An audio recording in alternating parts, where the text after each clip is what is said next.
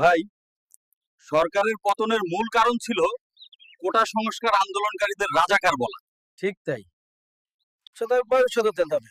বুঝছেন?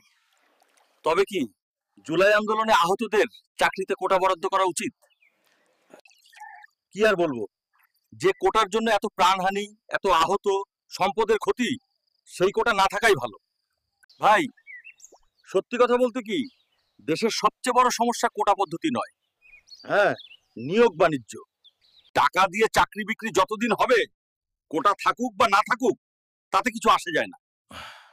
কথাটা মন্দ বলেননি, তবে আহতদের যথাযথ চিকিৎসার পাশাপাশি আহত ও শহীদ পরিবার পুনর্বাসন প্রকল্প দ্রুত বাস্তবায়ন করতে হবে।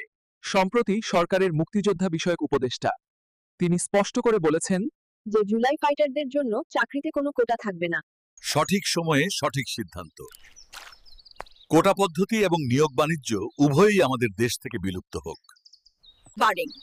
সেই জন্য বর্তমান সরকারের উচিত নিয়োগ বাণিজ্যের সাথে জড়িতদের কঠোর হাতে দমন করা।